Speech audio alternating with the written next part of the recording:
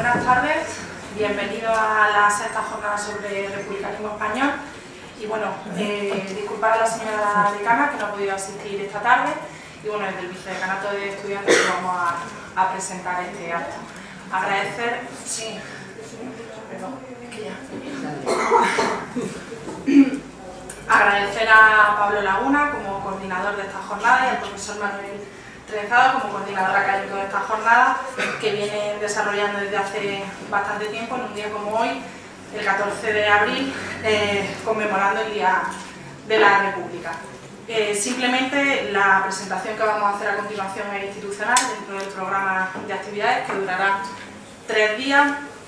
Y bueno, simplemente decir la importancia y resaltar la importancia de la celebración de este día en cuestiones o en los valores republicanos que de alguna manera tienen una importancia que hasta el punto que hay cuestiones que se siguen debatiendo en las aulas de esta facultad o incluso en muchas tertulias de café, artículos en periódicos, etcétera, etcétera. Por tanto, agradecer que en suelo universitario se sigan haciendo jornadas que tengan como tema principal este tipo de cuestiones. Le cedo la palabra a Pablo. A Pablo, perfecto. A Manuel Trenzado, que nos explique un poco ¿Cuál es cómo la de más potencia? Ahora para los ponentes no lo hacemos. Pues muchas gracias, Giselle. Disculpad el retraso, esto no es nada republicano, no empezar a la hora, pero todavía no han llegado los representantes, todos los representantes de los partidos. Han llegado, está el moderador, el profesor Juan Montales, y algunos de ellos, pero no todos. Cuando venía hacia acá, pues me he ido encontrando algunos amigos, y dice, ¿qué va a la jornada republicana? ¿No? Y a todos les he dicho lo mismo. Las jornadas no son republicanas, sino sobre el republicanismo español. Y le he puesto el símil, igual lo mismo que una jornada sobre el alcohol, no puede llamarla jornada alcohólica, porque pueden acabar en ello, pueden, ¿no? Pero inicialmente estas son jornadas sobre republicanismo y no alcohólica en ese sentido, ¿no?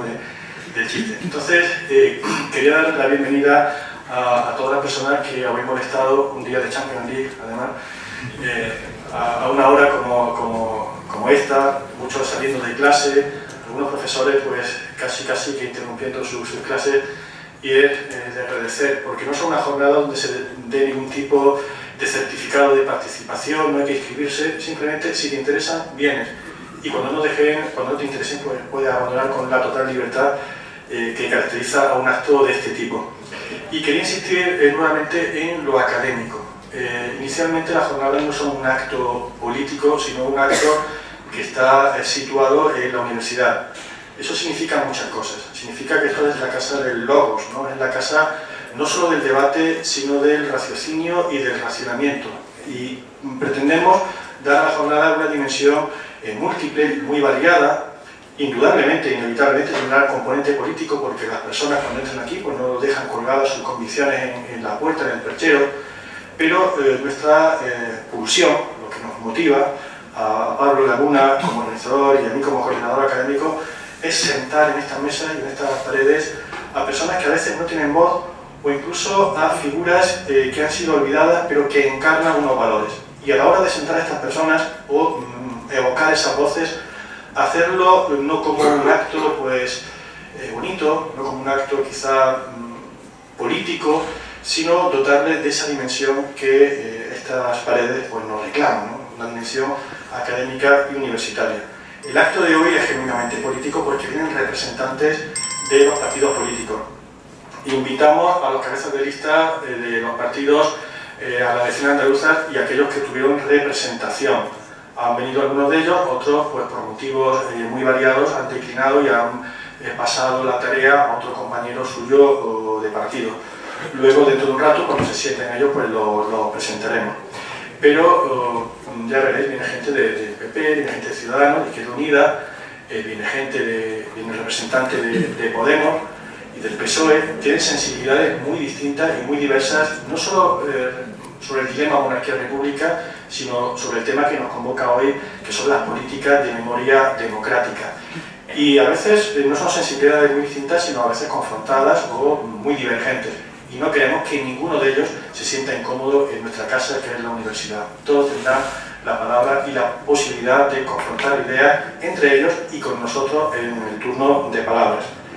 Bueno, la jornada la organizamos Pablo Laguna y yo, nada más, no es ninguna organización, tampoco es la universidad como institución, sino los desvelos, sobre todo de Pablo, y las horas que le echamos, y llevamos ya 6 jornadas. No sé si aguantaremos muchas más, la verdad, pero lo intentamos. Pero no por ello podemos dejar de agradecer a lo bien que se han portado algunas personas que se han dejado engañar, creo yo, abusar, que le hemos ido dando sablazos económicos, en fin, que nos hemos portado como auténticos tabúres para conseguir el fin que es hacer la jornada. Debo agradecer al decanato de la facultad, a la decana Susana Corzo, y al decanato de que la profesora García Hipona forma parte, porque ha colaborado muchísimo con nosotros, nos ha cedido las instalaciones magníficas de esta facultad, y además no solo ahora, sino que esta es la 6ª vez que se dejan, digamos, abusar, ¿no?, por la organización. El Departamento de Ciencia Política de la Administración, cuyo director como tal estará moderando la mesa que vendrá a continuación, pues también ha colaborado durante estos 6 años, y la verdad es que no entiendo cómo me dejan aparecer todavía por allí, ¿no? La Biblioteca Andalucía son magníficos, lo sabéis, los usuarios de la biblioteca, pero es que también son magníficos en su organización como institución y en su altruismo como colaboradores. Nos han cedido un sábado por la tarde el teatro, si lo conocéis, de la Biblioteca Andalucía, que es magnífico, poniendo ellos el conserje, poniendo la seguridad, corriendo con muchos de los gastos, que va a ocasionar una estupenda ocasión este sábado a las 8:30, que es la obra de teatro por Estela Medina, Ellas por ella. Luego Pablo quizá hablará. Y para traer a Estela Medina, una señora de 83 años, que se ha hecho, pues no sé si son 9 o 10.000 kilómetros de ida y de otros tantos de vuelta que le quedan. Ahora mismo está en el avión Estela Medina. Para venir por un motivo puramente altruista y vocacional, a la llamada de Pablo Laguna, para venir a Granada, para estar con nosotros el viernes y estar con nosotros también el sábado en esa obra de teatro, no solo sin cobrar un duro, sino con una emoción y una ilusión que realmente yo creo que es inspiradora. Vendrá ella y un director de teatro, ahora lo comentará Pablo Laguna, y hemos conseguido, o ha conseguido Pablo, que el Ministerio de Educación y Cultura de Uruguay pues le financie el viaje, porque si no ya no había forma humana de que nosotros engañásemos a tanta gente como para pagar los pasajes, ¿no? Pero Facultad, Departamento, Biblioteca Andalucía, Ministerio de Educación y Cultura uruguayo y una infinidad de personas a las que hemos tenido ocasión de pedir colaboración, y lo han hecho todos los ponentes, desde luego, que van a participar en estos días, pues merecen mi agradecimientos personales, los de Pablo también, por supuesto, y yo creo que, aunque las personas asistentes no puedan estar al tanto de estos aspectos de la organización, sin duda ninguna, pues van a hacer que la jornada, espero que esté muy bien y que sea un éxito. Yo, por lo menos, antes de que se celebren, ya la he disfrutado, ¿no? Estoy disfrutando ahora ya que se ha puesto en marcha, y espero que todos vosotros pues lo paséis bien, que es lo principal.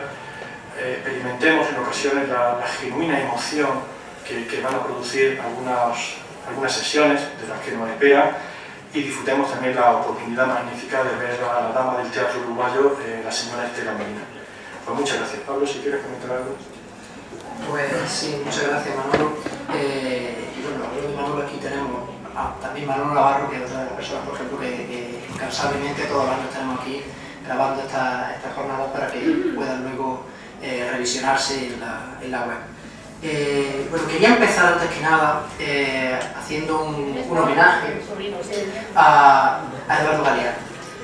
Ayer, hablando con un amigo, también un egresado de esta facultad, de la licenciatura de Sociología, que está ahora mismo en el Colegio de Varsovia, por lo que ya se congratuló también esta facultad, en el Colegio de Europa en Varsovia, tener a un estudiante bastante importante. Estamos hablando de una de las 3 instituciones de élite de Europa. Bueno, este compañero me decía ayer que, con respecto a Galeano, que hoy, por ayer, cualquier facultad que se haga llamar de ciencias sociales debería estar de duelo. Si había alguien que entendía de este mundo, era él, era Galeano. Bueno, esto me parece que era debido. Y aprovecho a mencionar que, bueno, no olvidemos que Eduardo Galeano era uruguayo, y esta jornada le tiene bastante que deber a Uruguay. En Uruguay he estado un año, permítanme la licencia de comentar esta anécdota, y en este año que he estado allí estudiando, fundamentalmente, también haciendo unas prácticas y demás, he podido conocer a mucha gente. He conocido a gente implicada y gente menos implicada, pero he encontrado una sociedad que en general, generalizada totalmente, tiene una serie de preocupaciones que aquí sería, la verdad, sorprendente. Es decir, ver cómo socialmente la cuestión de la memoria está tan viva cuando allí, pues bueno, desde luego no han tenido lo que hemos tenido aquí. Es bastante impresionante. Yo me he encontrado allí con un grupo de amigos que a los que me encontré un día diciendo que, bueno, estaban indignadísimos. Yo no sabía qué es lo que había pasado, estaban indignadísimos. Y estaban discutiendo bastante acaloradamente de una cuestión. Yo no sabía muy bien por qué. Me acerqué y les pregunté qué es lo que pasaba. Y me comentaron que cómo podía ser que todavía tenían 36 desaparecidos de cuando la dictadura. Tenían 36 desaparecidos. Bueno, aquí sabréis un poco cómo está esa cuestión. Valga como ejemplo un familiar mío, por ejemplo, Antonio Cobos, o Cobos, ni siquiera sabemos el apellido correcto, Salcedo, que se consideraba desaparecido. Me pidieron que fuese yo mismo quien buscase, porque me habían implicado en la cuestión, y que buscase a ver qué se podía averiguar de él. No, lo primero que averigüé es que no había desaparecido, así sin más, sino que a los 2 días de haber supuestamente desaparecido, que lo habían detenido, lo fusilaron. Lo mismo que este familiar mío, Antonio. En España son desgraciadamente todavía incontables. O sea, no sabemos cuánta gente fue fusilada, cuánta gente está desaparecida, no sabemos en qué condiciones quedó, y sin embargo aquí, bueno, pues todavía hay mucho para hacer, digamos, en ese sentido, porque desde luego está, vamos, casi para echarse de verano. Es bastante impresionante. Una de las cosas que he aprendido es esa importancia, una de las cosas que he podido aprender allí, esos valores republicanos, porque no son otra cosa sino eso. Realmente son unos valores cívicos que me han impresionado, me han sorprendido gratamente encontrar allí, y de los que espero haberme contagiado mucho. En este sentido, decir que justamente esta jornada, una de las cosas que buscan es combatir ese olvido. Combatir el olvido, porque bueno, aquí puedo citar justamente a otra uruguaya, quien también ha fallecido recientemente. En este año pasado murió China Zorrilla, y vendrá Estela, una de las actrices que estudió con ella. China era una de las actrices de Latinoamérica, no solo de Uruguay, era una cosa impresionante, ¿no? China dijo una vez que, bueno, creen que olvidando lo que pasó, entonces pasa un poco menos. Bueno, yo creo que aquí podemos reivindicar que eso no es así, que realmente no pasa un poco menos porque lo olvidemos, sino que, bueno, igual que me he encontrado a mis familiares que realmente estaban todavía con ese sufrimiento acumulado, aquí en la misma jornada hemos podido ver, hemos tomado esa experiencia de cómo realmente las políticas de memoria democrática son algo muy importante. Son importantes, y lo hemos comprobado como cuando, por ejemplo, hemos homenajeado a Federico García Lorca, o cuando, por ejemplo, homenajeamos, y aquí también en Mercedes del Amo, al rector Salvador Vila. También hemos homenajeado a Claudio Hernández. A Alejandro Otero también se le ha mencionado, no hemos dedicado a una sesión específica, pero también ha estado presente en esta jornada. Constantino Ruiz Carnero, a quien se le ha dedicado una plaza recientemente y un busto. Jesús Jordi, mañana mismo vamos a tener una sesión respecto al químico olvidado, ¿no? Todo el mundo le sonará Gonzalo Gallas por la calle que tiene dedicada. Bueno, pues al otro lado de la facultad se le va a dedicar ahora una calle al compañero de Gonzalo Gallas, Jesús Jordi, que mañana tendremos aquí. Vendrán familiares suyos, vendrán también, no solo los ponentes, sino que contaremos entre el público con familiares que vienen desde Almería, Madrid, de Cataluña también vienen. O sea, cuando vemos estas cosas, realmente dimensionamos la importancia que tiene esto. Nosotros organizamos una sesión porque nos parecía interesante exponer que se pusiese esa investigación que se había hecho en la Universidad de Granada sobre Jesús Jordi, y mañana hemos encontrado que se ha movilizado media España para venir a esto, ¿no? Entonces, bueno, es bastante importante por ahí. No quiero dejar de mencionar también, por ejemplo, el personaje de Margarita Xirgu, a quien homenajearemos también este viernes con Estela Medina, quien fue junto a China Zorrilla, fue una de las discípulas directas de Margarita Xirgu, un personaje que, bueno, desgraciadamente toda mi formación en secundaria, en historia, aquí también, desgraciadamente no está presente en absoluto. O sea, solo con la experiencia en estas jornadas como he podido conocer a Margarita Xirgu, y sin embargo un personaje que, bueno, este viernes podréis comprobar la importancia que tiene para el teatro español, y no solo español, sino que, bueno, contaba su hermano, ¿no?, el hermano de Margarita Xirgu, cuando llegaban aquí actores de toda Latinoamérica y todos se decían discípulos de Margarita Xirgu, una cosa realmente impresionante, ¿no? Actualmente sigue siendo allí en Uruguay, bueno, todo te encuentras dedicaciones a ella por todas partes. Y por ir terminando, mencionar también Miguel Hernández, le dedicaré una sesión este jueves y demás. Algunas personas que no han podido venir, quisiéramos mencionarlas y también son testigos son ejemplos de la importancia que tiene esta cuestión de la memoria.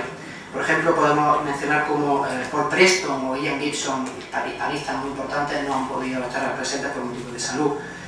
Se lo ha invitado reiteradamente, pero siempre ha coincidido en una cuestión, alguna vez incluso un poquito más grave, desgraciadamente, de salud. El mundo del hispanista es una cosa también realmente que nos debería hacer preguntarnos varias cosas, ¿no? Cómo es que tienen que venir desde fuera a hacernos nuestra historia. Indiscutiblemente tenemos muy buenos historiadores, como algunos de los que, por ejemplo, Ángel Viñas, quien tampoco ha podido venir en alguna ocasión por motivos de salud. Pero tenemos que hacernos preguntas de cómo es que de los más importantes historiadores de España son los llamados hispanistas, ¿no? Son extranjeros que han estudiado nuestra historia.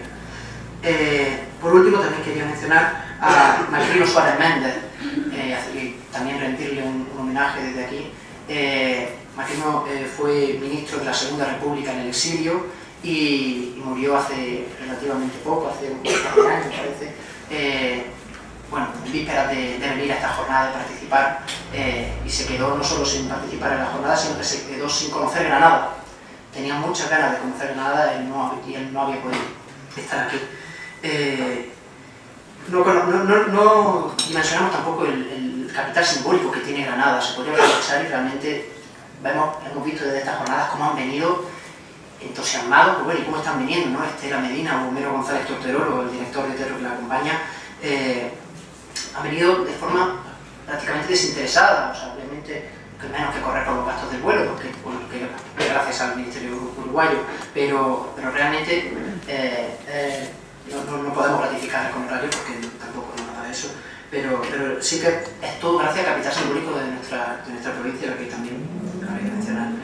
Y bueno, para dar paso al debate que tenemos ahora, simplemente comentar que bueno, ya conocemos la versión, digamos, estereotipada de las posiciones que hay en torno a esta cuestión, las políticas de memoria democrática, pero creo que siempre es mucho más apropiado y desde luego con el rigor académico que merece esto deben ser las personas en primera persona, debe ser que contemos con la versión, digamos, ya seria y aquí podamos tener un debate a la altura que requiere este tema, que no es poco, y por eso hemos invitado a los cabezas de lista y bueno, ahora también al profesor Montaner podrá excusar a algunos de ellos y presentar a nuestros ponentes. Así que sin más, paso. Muchas gracias. Pues nada, quedarían inauguradas estas sextas jornadas, que seguro que tienen por sexta vez consecutiva el mismo éxito que las anteriores ediciones. Como decía Pablo, pues a continuación pasaríamos a la primera actividad académica, moderada por el profesor Montaner, y él nos explicará un poco pues, la dinámica de debate.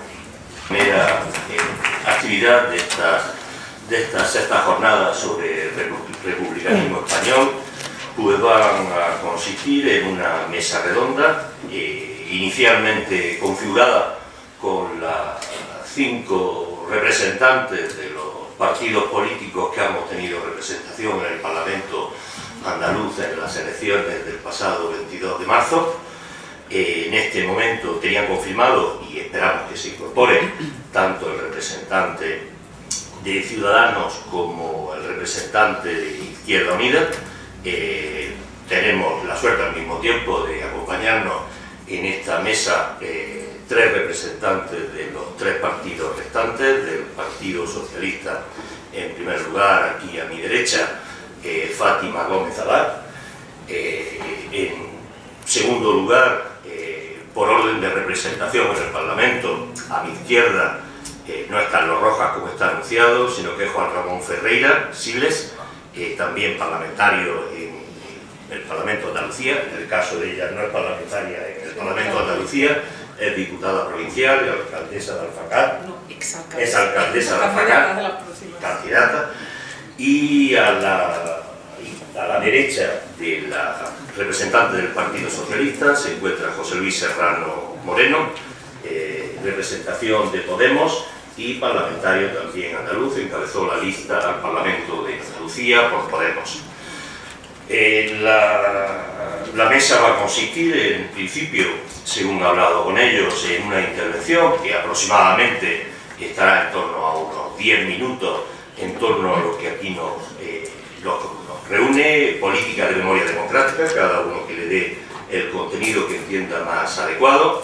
A partir de ahí, de esa intervención, en el que si somos tres seré bastante laxo con la medición del crono y del tiempo, pero bueno, en torno a 10 minutos yo creo que está bien.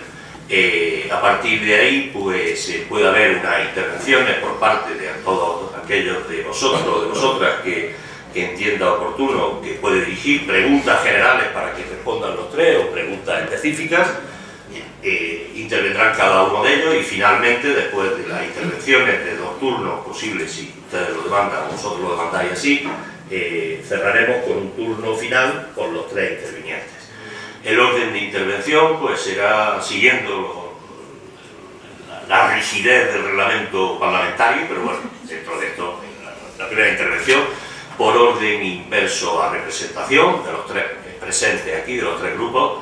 Comenzaría la intervención José Luis Serrano por Podemos, continuaría Juan Ramón Ferreira y acabaría esta primera ronda Fati. Bueno, como ustedes no han venido a escucharme a mí, yo espero no tener, que se dice de los árbitros, que si no se habla de ellos es que la cosa ha funcionado bien, entre los moderadores pues pudiera ser algo parecido, ¿no? Entonces lo importante es lo que ellos aporten y no lo que yo pueda a ustedes trasladarles de mis opiniones personales. Por tanto, José Luis, tienes la palabra con el tiempo en torno a los 10 minutos. Muy bien, muchas gracias. Muchas gracias. He participado varias veces en esta jornada. Me encuentro muy cómodo en ella y casi todos los años con los amigos y compañeros de UCAR participo en la cena republicana y desde luego este año volveré a hacerlo y participo en muchísimas actividades. Creo que UCAR incluso me tiene un poco sobreutilizado. Entonces también tengo la sensación de que me repito todos los años cuando llega el 14 de abril y este año he pensado que os voy a dar una clase de derecho. No os asustéis, no os asustéis. Ahora que me siento un poco en el mundo del parlamentario, en el mundo de la política, y me siento lejos de mis clases y de mis alumnos, me apetece mucho daros una clase de derecho. Y quiero hablaros de los artículos 1 y 2 de la Ley de la Memoria Histórica.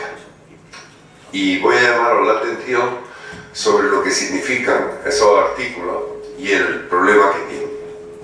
Vamos a empezar por lo general.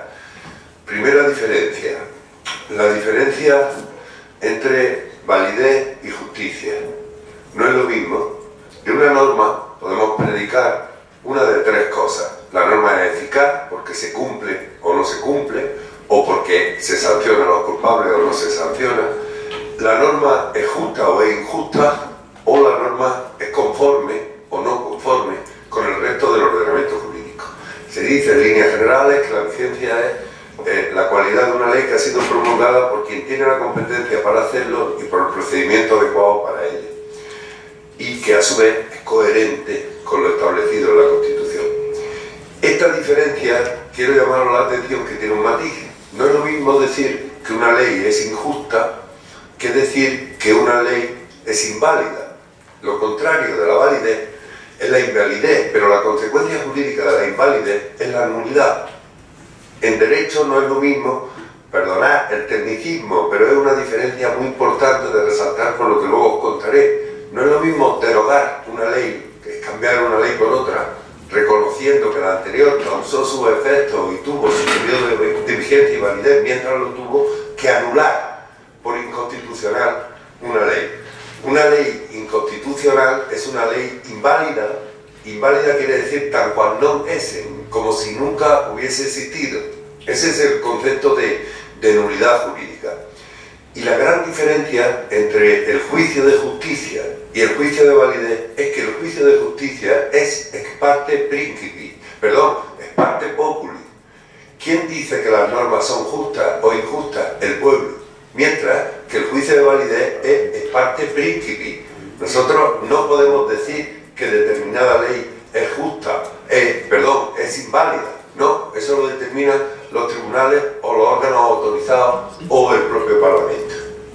Bien, pues mirad, la ley de la memoria histórica comienza aludiendo a toda una serie de acciones que tuvieron lugar en la guerra civil y en la posguerra, y se refiere a las sentencias del tribunal de represión de la masonería y el comunismo, a las ejecuciones sin instrucción ni sumario, a todo el horror y el genocidio que acompaña a la guerra civil y a la finalización de la guerra civil. Y la ley de memoria histórica, año 2007, mayoría parlamentaria socialista, quiere acabar con esto, o al menos esto sostiene su preámbulo. Hay que crear el derecho a la memoria histórica. Los pueblos tienen derecho a saber lo que ocurrió y a las condiciones en las que ocurrió. Pero cuando se enfrenta a este tipo de sentencias, vamos a analizar una en concreto. Blas Infante. Blas Infante, como sabéis, es secuestrado en su casa de Coria del Río y es fusilado días después, previas torturas, en el kilómetro 10 de la carretera de Carmona. 2 años después, esto sucede en 1936, 2 años después, su viuda recibe una sentencia firme emitida por el Tribunal de Represión de la Masonería y el Comunismo, en el que se condena a Blas Infante por actividades antiespañolas al pago de 2.000 pesetas de la época. Bien, pues esta es una de las sentencias que en el artículo 2 de la ley son abordadas. Y dice la ley, estas sentencias, estos actos son declarados radicalmente. Cuando los juristas decimos radicalmente, este adverbio, enseguida, ¿qué te sugiere? Es que estoy viendo a una compañera de la facultad. Si yo digo radicalmente, ¿qué sigue a continuación? Radicalmente nulo. Pues no. ¿Sabéis lo que dice la ley? Que se declara radicalmente injusta. Atención, aquí hay un problema muy serio. El Parlamento es quien habla cuando habla la ley. El Parlamento no hace juicios de justicia. El Parlamento hace juicios de validez. El Parlamento deroga o no deroga. ¿Por qué dicen que es radicalmente injusta? Porque no quieren decir lo que no dice, y es que son nulas estas actuaciones. ¿Qué significa nulidad?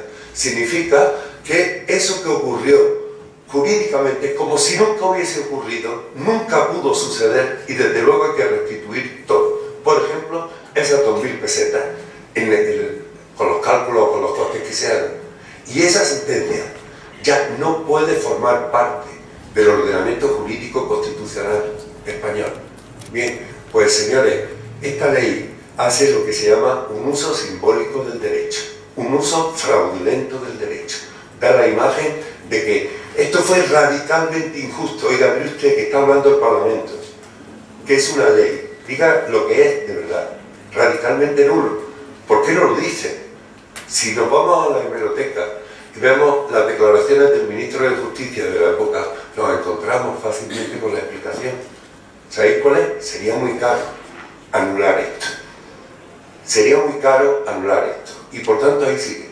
La sentencia que condenó a Blas Infante, junto con cientos, elaboradas por tribunales absolutamente inconstitucionales e ilegales, ahí sigue, formando parte del ordenamiento jurídico español, causando efectos en una Constitución. Esto está arreglado. Yo no sé cuánto tiempo llevo hablando, Juan. En el 50%. Todavía puede disponer, si quiere, de 5 minutos más. Bueno, hablemos entonces de otra cosa. Mirad, en Podemos tenemos el Círculo de la Memoria Histórica. El Círculo de la Memoria Histórica está dirigido por Jiménez Villarejo, el fiscal, y tenemos toda una elaboración sobre lo que han sido las políticas memorialistas desde 2007 hasta ahora. Desde luego, si tenemos oportunidad, las vamos a mantener, las vamos a recuperar, pero también os advierto que este uso simbólico del derecho no es permisible. No sé lo que pensáis, pero me gustaría saber qué es preferible. Si una ley que miente, entre comillas, al decir lo que debería decir y no dice, o una ley de este tipo. Y conectando esto, dirá, ¿alguien se le ocurre decir que esto es un tecnicismo? Seguro que sí. Dirá, y el profe distinguiendo entre una cosa y otra. Estos son tecnicismos, esto no es importante. Lo importante es lo que se ha hecho en política memorialista. Pues mira, en el año 1946 Franco aprueba una ley que es la ley hipotecaria. Como no puede ser de otra manera, en un Estado que no reconoce la separación Iglesia-Estado, otorga al obispo y a los sacerdotes, al obispo la condición de notario público. El obispo puede inmatricular los bienes en virtud de eso sin utilizar un título de dominio. En el año 1978, cuando entra en vigor la Constitución Española, hay que entender que ese precepto, el 209 de la ley hipotecaria, está derogado. ¿Por qué? Por inconstitucional. Porque la disposición derogatoria tercera dice que quedan derogadas cuantas disposiciones se pongan a lo establecido en la presente Constitución. Bien, en el año 2005-2006 comienzan a darse las inmatriculaciones por parte de la Iglesia Católica. El mayor pelotazo inmobiliario de la historia. El mayor pelotazo inmobiliario. No vayáis a pensar que es la mezquita de Córdoba. La mezquita de Córdoba también, pero la mezquita de Córdoba, junto a dos plazas públicas de Córdoba, junto a unas naves industriales al otro lado del río, junto a un kiosco en un pueblo de Córdoba, bueno, las cosas más increíbles han sido pasadas por los registradores de la propiedad, ante los que ha concurrido un obispo y ha dicho, bueno, yo soy un notario y vengo a inscribir esta propiedad a mi nombre. Además, no tenemos datos de muchísimas provincias, tenemos los datos sobre todo de Navarra, tenemos los datos bien. Pues, ¿qué ocurre? Pues, jurídicamente lo que ocurrió es que empezó a haber pleitos, porque claro, algunos alcaldes se dan cuenta de que le han quitado la ermita, otros se dan cuenta de que han inmatriculado el cementerio, otros de que han inmatriculado fincas, de qué tal, y los alcaldes van yendo a los tribunales, unos ganan y otros pierden, pero a veces las sentencias no tienen efecto ergadores, no cambia la ley, sino que algunos jueces dicen que sí, algunos jueces dicen que no.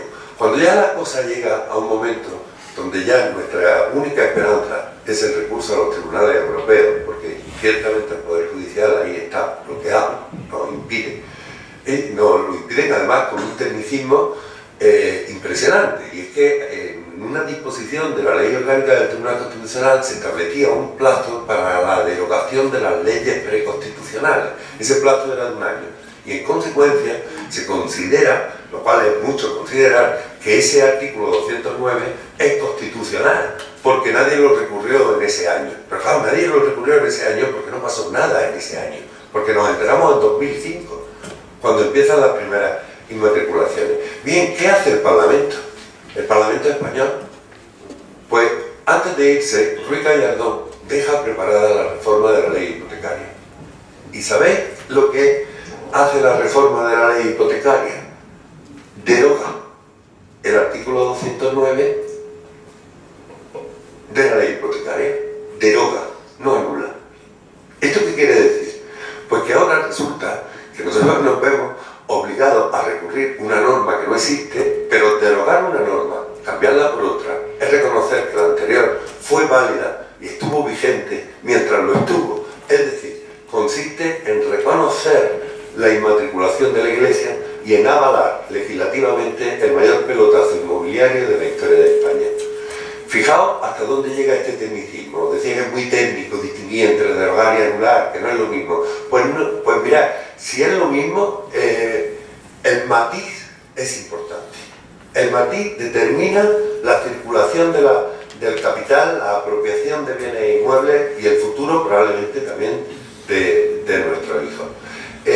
Por una vez podemos hablar de derecho subrayando esto, es decir, subrayando que nos estamos acercando a la posibilidad de actuar legislativamente contra el uso fraudulento del derecho. Y con esto termino. Muchas gracias por vuestra atención.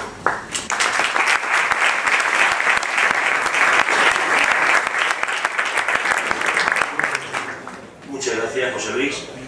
Como habréis podido detectar, no solamente ha sido candidato y es parlamentario andaluz, sino que además es catedrático de filosofía del derecho y por tanto, bueno, pues eso ha beneficiado el debate, lo que haya aportado y ha sugerido en su intervención. A continuación, como decía al principio, intervendrá Juan Ramón Ferreira Siles, parlamentario andaluz por el Partido Popular, y aquí en este debate representa esta formación en torno a política de memoria democrática. No lo hice antes con José Luis, lo he hecho ahora dando algún perfil solamente, porque aparte de ser catedrático también es novelista, y no vamos a entrar ahora en el desarrollo, pero sí decir de Juan Ramón que bueno, tiene una larga experiencia profesional y política, fue primero procurador y abogado, y sigue siéndolo.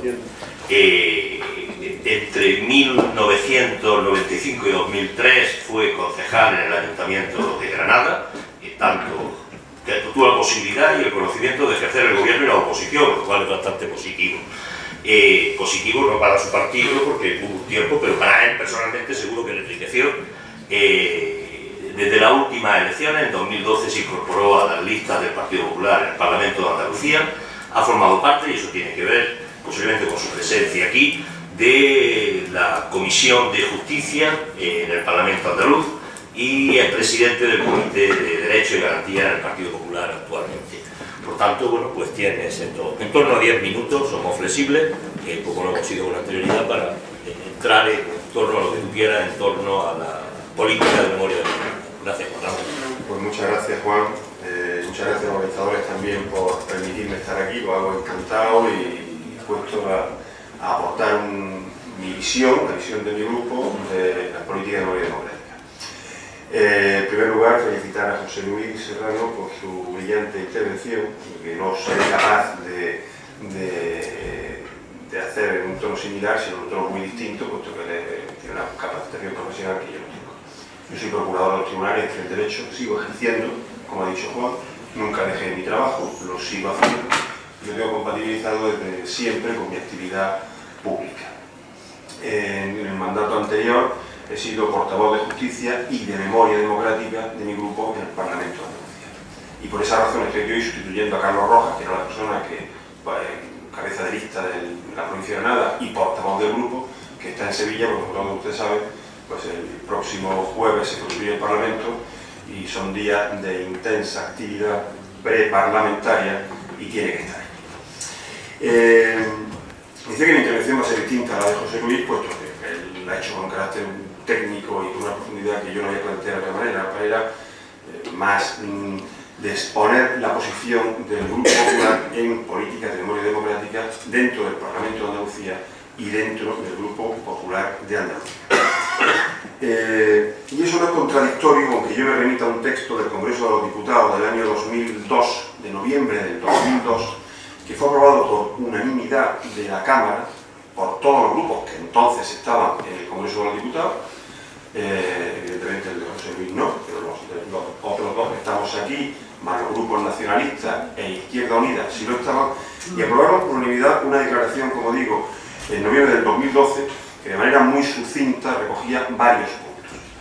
En primer lugar, el rechazo a la utilización de la violencia para imponer convicciones políticas, en todo momento, en todo lugar y en toda condición. El rechazo a la utilización de la violencia para imponer convicción y posiciones políticas. En segundo lugar, la reafirmación del espíritu de la concordia y reconciliación que inspiraron la Constitución del 78.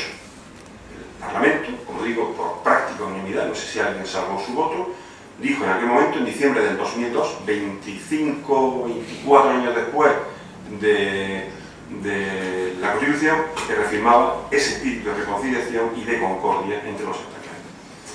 El reconocimiento moral de las víctimas de la dictadura franquista.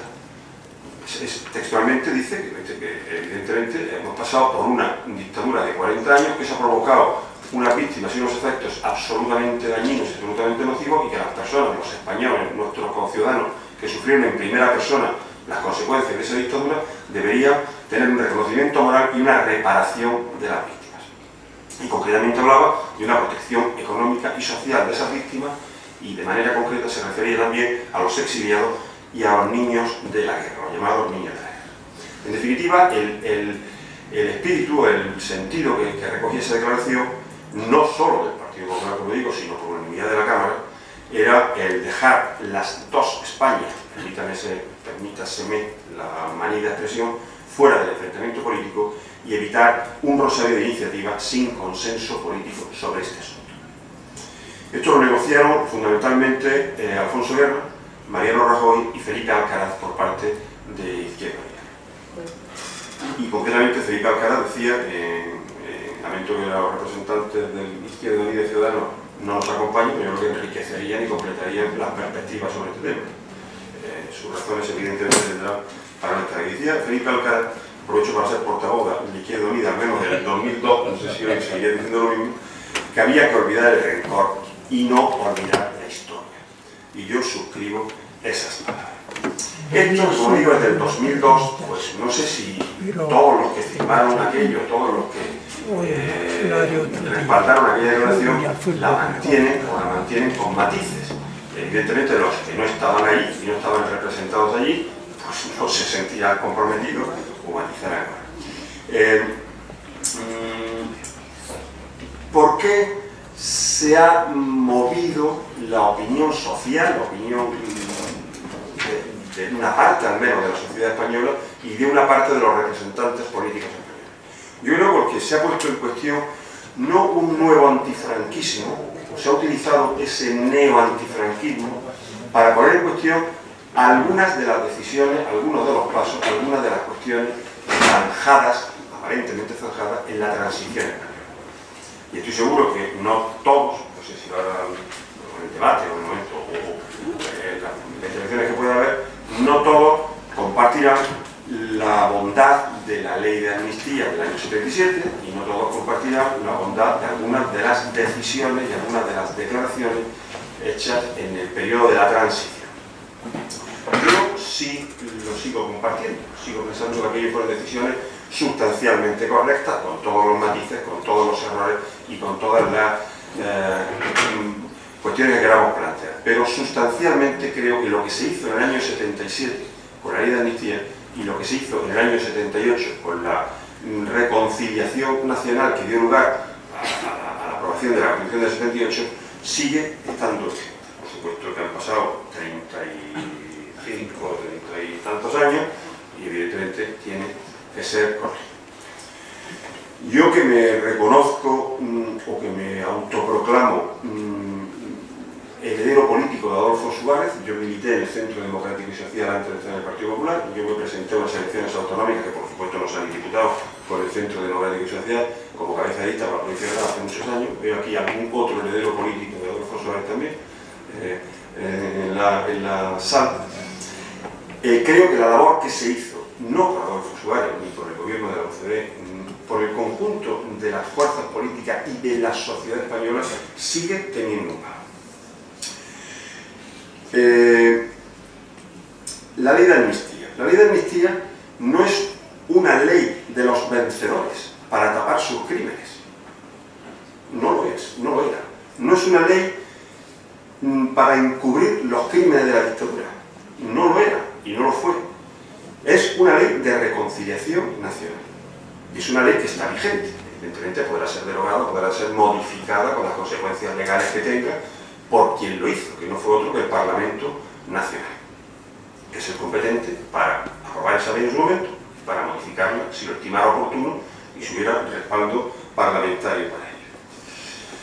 A mí me gusta, corroborando esta afirmación, continuación acabo de hacer, leer la intervención de uno de los diputados que en el momento en que se aprobó esta ley hizo. Decía que consideraba una pieza capital de la reconciliación nacional que tenía que ser la amnistía. Y preguntaba cómo podríamos reconciliarnos los que nos habíamos estado matando los unos a los otros si no borramos ese pasado de una vez para siempre. Y seguía diciendo, queremos abrir la vía a la paz y a la libertad. Esto es del año 77. El debate de 14 de octubre del 77 en el Congreso de Madrid. Decía, como digo, queremos cerrar una etapa, queremos abrir otra. Nosotros, precisamente, los comunistas, que tantas heridas tenemos, que tanto hemos sufrido, hemos enterrado nuestros muertos y nuestros rencores. Nosotros estamos resueltos a marchar hacia adelante en esa vía de la libertad, en esa vía de la paz y el progreso. Y terminaba diciendo, evidentemente no voy a leer el discurso entero, aunque vale la pena que lo busquen y le echen un vistazo, porque es francamente una de las intervenciones parlamentarias más emocionantes y más brillantes a mi juicio. Terminaba diciendo, nuestro deber y nuestro honor, señoras y señores diputados, exige un voto unánime de toda la Cámara. Esto lo dijo Marcelino Camacho, como portavoz del Grupo Parlamentario Comunista ese día. Aquel grupo lo formaba Ana Marcelino Camacho, Dolores Ibarruri, Santiago Carrillo, Rafael Alberti. Estamos hablando de una alineación, permítanme el tono coloquial, de la izquierda histórica española muy importante, que decían estas cosas. Yo creo que el poner ahora en cuestión, el querer revisar con los ojos del 2015 lo que entre todos firmamos, votamos y aprobamos con los ojos del 1977 es difícil de casar, difícil de conjugar, ¿no? Yo no me gustaría, creo que ha quedado claro cuál es. Me dice Juan que vaya acabando, pues estupendo, porque voy acabando. Lo que decía que no me gustaría extenderme mucho más, creo que ha quedado clara cuál es la posición básicamente que yo pretendo traeros aquí hoy y que damos sujeto pues, a un segundo turno en el que pudiéramos mejorar o aclarar algunas de las cosas que nos hayan dicho. Muchas gracias, Ramón. Para cubrir este primer turno de los partidos presentes, ya señalaba antes que tanto Izquierda Unida y Ciudadanos no se han comunicado, habían confirmado su asistencia, pero no han comunicado el motivo por el cual no están presentes. Nos imaginamos que será una fuerza mayor la que ha impedido, por el motivo que sea, no estar aquí. Completa esta primera ronda Fátima Gómez Abad, representante del Partido Socialista. Fátima es licenciada en Historia del Arte y especialista en Gestión Urbanística. Es administrativa profesionalmente en EPSA, en la Empresa Pública del Suelo de Andalucía, militante socialista desde 2002, ha sido alcaldesa en el municipio de Alfacar, vecino de Granada, conocido, y parece que va a concurrir también a las próximas elecciones en esta misma ciudad, convocadas para el 24 de mayo por el Partido Socialista. Bien, tienes la palabra, también igual que otros dos representantes, en torno a 10 minutos. Muy bien, muchas gracias a todos, buenas tardes y encantada de estar aquí con vosotros. Son unas horas ya a lo mejor un poco cansadas después de todo el día, pero bueno, agradezco a la organización, primero que haga ciclos y jornadas de estas características, y segundo, que nos dé la oportunidad a los representantes políticos de distintos partidos o fuerzas la posibilidad de transmitir a vosotros, en definitiva a estudiantes, a cualquier tipo de vecino, de vecina, de ciudadano que se acerque aquí, cuáles son nuestras posiciones, ¿no? Quizás, bueno, disculpar a Teresa Jiménez, que era la cabeza de lista del Partido Socialista por Granada a las elecciones del Parlamento, por las mismas circunstancias que Carlos Rojas, pues bueno, una causa ineludible, no ha podido asistir, y delega en mí esta posibilidad de dirigirme a vosotros porque soy la coordinadora provincial de memoria histórica del Partido Socialista aquí en Granada. Es esa condición la que me hace un poco pues venir a vosotros a dirigirme. Me gustaría hacer una intervención, pues bueno, creo que cuando leí el programa y entré en la página web de la universidad, de esta facultad, y vi el programa en el que se hablaban de políticas de memoria. Entonces, creo que no se puede hablar de políticas de memoria de una manera cerrada. discrepo totalmente de parte de la intervención que ha hecho el compañero de mesa del Partido Popular, porque dice que una vez zanjado un asunto en el año 77, ¿a qué volver otra vez? Más o menos, con esas palabras he creído entender, si no usted pues luego sin ningún problema me matiza. Todo se puede revisar. España desde el año 77 ha ido en constante evolución, en constante movimiento. ¿Por qué no se va a poder revisar una forma de hacer política en memoria en cualquier otra cosa? ¿Es que alguien duda que la enseñanza que tenemos ahora es la misma que teníamos en el año 77? ¿Es la misma sanidad que teníamos antes? No existían otra serie de cosas, con lo cual la evolución de la propia sociedad ha marcado rigurosamente el orden y la forma de actuar del Partido Socialista en concreto, y creo que también de las demás fuerzas, porque es la sociedad la que se ha puesto en movimiento y nos ha demandado a las administraciones y nos ha demandado a los políticos y a las personas que nos dedicamos a esto a movernos en determinados ámbitos. ¿Qué pasa con la memoria histórica? Además de ser prácticamente una gran olvidada en muchos programas electorales, nos encontramos con que efectivamente tienen que pasar muchos años para que los movimientos memorialísticos, los familiares, sobre todo las familias de aquellos que yacen y de aquellos que están perdidos, que desaparecieron en la noche, que fueron fusilados y que fueron asesinados, empiecen a tener un interés por buscar y por saber qué es lo que se pasó. ¿De qué surge o por qué surge ese querer saber? Ni más ni menos surge pues por el mutismo y por la transición que tuvimos. Esa ley de amnistía a la que se hace referencia y que ha hablado el compañero también de mesa, José Luis, hizo y está haciendo mucho daño. No se puede recriminar es que vosotros estuvisteis y no lo habéis hecho. Lo que hay que hacer es actuar, evolucionar y en consecuencia seguir andando pasos hacia adelante. Somos una democracia muy moderna, somos una democracia muy corta y desde luego no vamos a ser una democracia plena si no nos tomamos este asunto de la memoria y reconocemos los errores y rectificamos en muchas de nuestras políticas de memoria, no vamos a ser una democracia plena. Porque se sigue teniendo miedo. Se sigue teniendo respeto a estos temas. Muchos partidos concurren a las elecciones sin ni siquiera un programa electoral que tenga que hablar de memoria. Y es muy fácil decir es que los que estaban lo hicieron mal. Ya me gustaría a mí, algunos, que hubieran estado en el 2007, cuando al diputado José Andrés Torres Mora, el señor Zapatero le dijo: oye, que vas a tener que hacer una ley de memoria. Y él quería morirse. No porque no creyese en la memoria, sino porque le dijeron que tenía que salir con el máximo consenso posible. Y él se quería morir porque sabía que nadie iba a dar un paso hacia adelante, nadie iba a pronunciar aquellas palabras que eran impronunciables todavía en el 2007, y efectivamente, con el paso de los años, es muy fácil adivinar que la ley de Zapatero, la única ley que hay de memoria, la hizo el gobierno socialista con el máximo consenso posible y que se nos ha quedado pequeña. Que se nos ha quedado pequeña, que se nos ha quedado corta. Y que además los familiares, el movimiento memorialístico, nos está exigiendo que sigamos hacia adelante y que sigamos con más fuerza y en otras líneas. Eso es lo que tenemos que hacer. Los nuevos partidos, las nuevas ideas que vienen a hablar de memoria, pues bienvenidos todos. Yo creo que no puede venir mal al mundo de la memoria nuevas formas de entenderla y nuevas fórmulas de poder entrar en consenso y de actuar de la mejor manera posible. Desde luego, es muy reciente el movimiento memorialístico.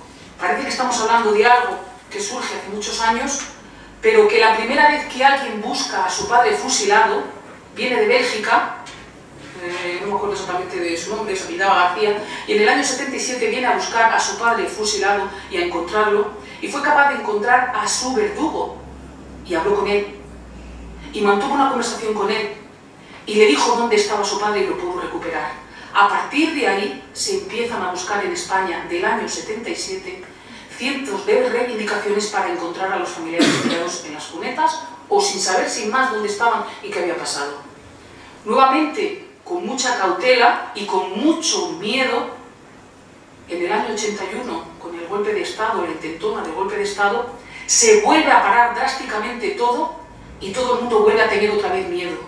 Tienen que pasar muchos años para que la sociedad impulse y necesite pues, el respaldo de las administraciones para volver otra vez a retomar todo este movimiento memorialístico, toda esta iniciativa, que tiene que llegar los años 90, es decir, antes de ayer, incluso los años 2000, para que todas estas acciones y la petición por parte de las administraciones de llevar adelante y de llevar en sus programas y de impulsar memorias y políticas memorialísticas surjan. Es decir, estamos hablando de antes de ayer.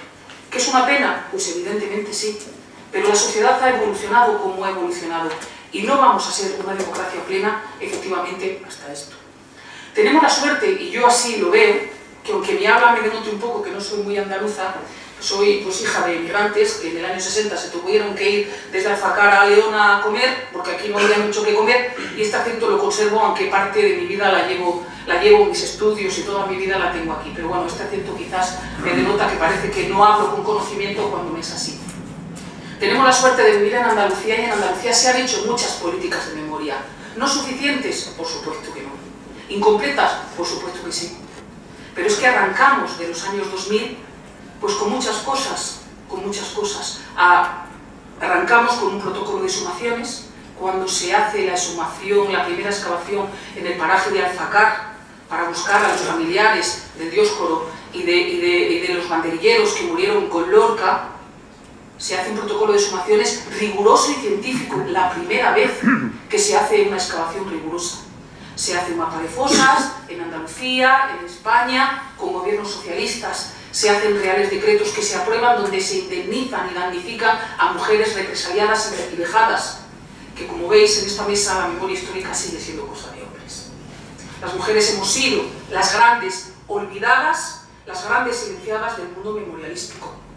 Todavía es difícil encontrar testimonios de mujeres que nos quieran contar qué vivieron y qué pasaron.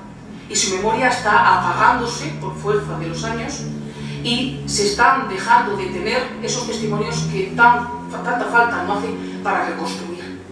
Entonces tenemos la suerte de vivir en Andalucía, pero sin embargo, no vamos a seguir adelante ni vamos a conseguir un fin si no somos capaces de que ese espíritu del 77, donde se zanjó, donde se cayó y donde se tapó, se silenció y se olvidó lo que había pasado, no se ponga de manifiesto. La transición española tiene 3 adjetivos. Fue amnésica, es decir, desapareció de la memoria. Se cayó todo, se tapó todo, se olvidó todo. Tiene otra palabra y otro adjetivo, que es el de amnistía, ligado justamente a esa amnesia y a esa ley que hizo que los culpables no pagaran, cosa impensable en otros países de Europa y de otros países del mundo, ¿no? Pero es que además lo peor de nuestra transición fue la equidistancia. Esa frase y esas afirmaciones que dicen que es que hubo errores en los dos bandos y que hubo muertes en los dos bandos es un gran error y falso y falso. Los muertos del bando vencedor fueron honrados tanto a sus viudas como a sus hijos con todos los honores y enterrados. Y todavía, a día de hoy, miles del bando vencedor no se sabe dónde están ni dónde se encuentran.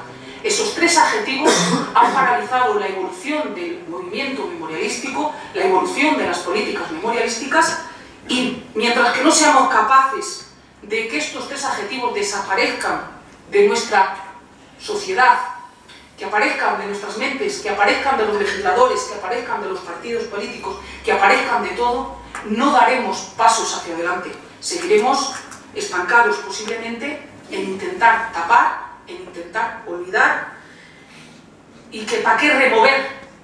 Yo no tengo, por suerte, a ningún familiar desaparecido en ninguna cuneta.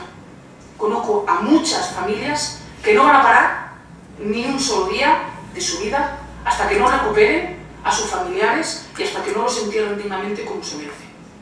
Muchas gracias.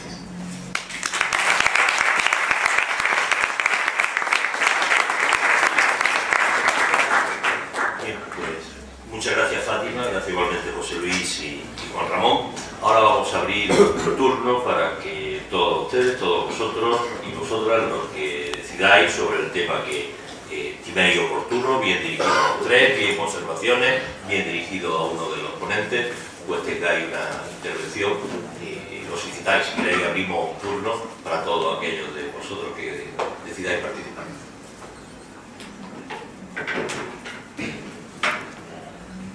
Hay aquí. Empezamos por aquí y luego acabamos. Hay 4, vale, 5. Empezamos por ti. Sí. Bueno, darle las gracias a todos los ponentes y volver sobre un tema que yo quería hacer una especie de justicia también a los historiadores españoles, porque no es que no se haya escrito sobre este periodo tristísimo de la historia de España, se ha escrito muchísimo. Lo que pasa es que quizá no lo leemos. Se ha escrito muchísimo desde hace mucho tiempo, fundamentalmente desde la transición, pero incluso antes también. Por otra parte, perdone que no sé cómo se llama el diputado del Partido Popular, Juan Ramón. Quería decirle a usted que, bueno, yo le agradezco un poco, puesto que no está Izquierda Unida, que nos haya citado a los del PC fundamentalmente, porque yo me hubiera gustado también saber qué es lo que decía sobre el tema Suárez, por ejemplo, o incluso don Manuel Fraga. Ya que está usted aquí, pues podría haberlo dicho, pero bueno, me parece bien que haya tocado lo que decía en aquel entonces el Partido Comunista, tanto Felipe Alcaraz como Marcelino Camacho, porque... ¿Marcelino Camacho? Sí. Marcelino Camacho. Porque realmente la transición se hizo como se pudo, es decir, pactando, con mucho miedo de la izquierda todavía, y también con miedo de la derecha, que no se sabía qué iba a pasar en aquellos momentos. En fin, yo la transición creo que esas declaraciones eran necesarias en aquel momento. Creo que además podemos suscribirlas ahora mismo todo el mundo, no solo usted, sino todo el mundo la podemos suscribir. Pero eso no quita que ellos mismos negaran la reconstrucción de la memoria ni la reconstrucción de la historia. Cuidado. Hay casos mucho más recientes de desaparecidos que han sido abiertos, por ejemplo, el Chile de Pinochet. Estaba vivo Pinochet, todavía ya se estaban abriendo fosas y buscando a los desaparecidos. Los de Videla, los de la antigua Yugoslavia, los de Irak, cuya guerra fue en el 2003. ¿Y por qué no las fosas de los fusilados españoles?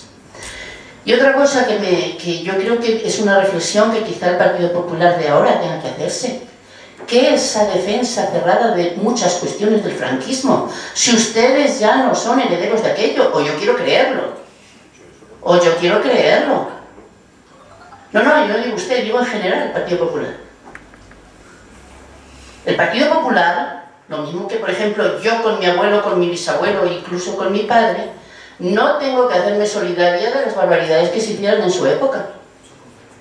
No tiene por qué. Estamos en otra época, estamos en otro momento histórico. Y entonces hay cosas que a la gente que tiene desaparecido en las cunetas no hay forma de decirle, ni siquiera fuera de España, la gente lleva las manos a que desde el Estado no se haya hecho esa reparación. Desde el Estado democrático no se haya hecho esa reparación. Y no vale con que es muy caro, y no vale con que es que hay que ver si ponemos una ley, hay que devolverle los bienes a los republicanos. Pues habrá que devolverlos, sí señor. Si se les robó, si se les atracó. Es decir, la historia hay que reescribirla. Y nosotros no tenemos por qué ser solidarios con una época absolutamente brutal y con una dictadura absolutamente inhumana. Y yo creo que eso sí tenía que planteárselo el Partido Popular ya. Gracias. Gracias. A tu izquierda, la señora Guizar. Buenas tardes. También darle las gracias a todos los ponentes. Es un lujo que tengamos en el Parlamento andaluz a José Luis Serrano. Y desde aquí, subrayo todo lo ha dicho Mercedes y me voy a repetir. Solamente acordarme de que para mí uno de los hombres más grandes que tuvo la transición que ha tenido España en todos los tiempos ha sido Marcelino Camacho. Y yo solamente quiero diría aquello. ¿Cómo no estaría el pobretico a decirlo? ¿Y qué habría entre medias? Porque si había un hombre grande, un hombre honesto, un hombre con las manos limpias, un hombre que merezca el respeto de todos los españoles, de toda la ideología, es Marcelino Camacho. Y segundo, quisiera contar en 5 minutos, nada. Yo bajaba el sábado de la Alhambra, en el autobús de la Alhambra hasta la Plaza Isabel la Católica. Veníamos muy llenos y venía una muchacha a mi lado que podía ser mi hija. Y otros chiquillos le preguntaron, ¿dónde está el colegio de los Basilios? Y nos dijeron que el colegio de la escuela que lo han hecho en hotel, no lo sabíamos. Pues bueno, empezamos a decir, uy, tú no supieres un colegio de curas para acá. Y desembocamos hablando de la escuela. Y me dijo la muchacha, si yo le contara a usted los colegios de monjas, los colegios de curas, y dice, mi madre ha sido maestra, se jubiló en Romilla, se llamaba Gloria, o se llama Gloria. Mi abuelo era periodista y abogado aquí en Granada, y lo fusilaron. Y lleva desde el año 36 que pasó, que nació su madre, callada. No ha podido hablar nunca, nunca de la memoria de su padre, ni saben dónde está fusilado, ni saben dónde está. Una conversación de autobús, lo que se tarda de la Alhambra a la Plaza Isabel la Católica. Y les dije, mira, estamos ahí en una jornada republicana, el viernes nos juntamos a comer allí al lado de la Virgen de la Angustia. Tú pregunta por Amadeo, y le dice a tu madre que venga, te la vamos a escuchar, y que esa mujer, a sus cerca de 80 años, que pueda contar y que la podamos escuchar, que fue lo que ha sido su vida de republicana silenciada. Y desde aquí yo pues, me hago eco de ese hecho. Gracias. Muchas gracias. Delante de usted. Sí. Coge el micrófono, por favor.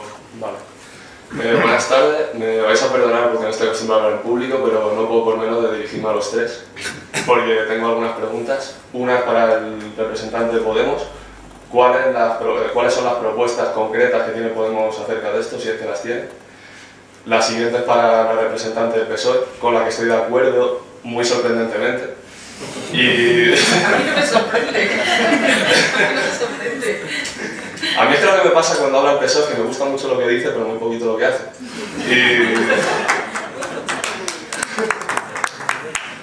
Y bueno, pues me gustaría, o sea, estoy de acuerdo en todo lo que usted ha dicho, muy de acuerdo, pero me gustaría saber por qué, o sea, si no considera usted que la equidistancia que tiene su compañero del PP cuando dice que esto en el 77 ya estaba hablado, no la ha tenido el PSOE, o sea, apoyando la legitimidad de la monarquía. ¿Por qué a día de hoy el PSOE sigue en ese pacto y de esa forma deshonra la memoria republicana de sus militantes y de buena parte de su militancia? O sea, de sus militantes fallecidos y de su militancia actual.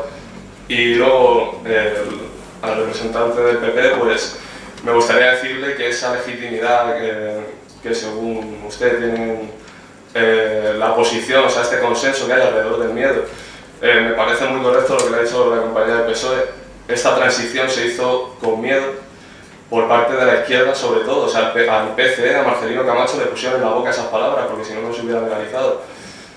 Y pues nada, a mí me gustaría que, ya que usted dice que en el 77 se dijo eso, bueno, en el 31 se aprobó una constitución por la cual los ciudadanos podían elegir a su jefe de Estado, y me gustaría que con esa legitimidad histórica pudiera yo elegirlo como el resto de los que estamos en esta sala, y no puedo. Y ya está, eso es todo lo que tengo que decir. Bien, muchas gracias. El caballero que está detrás.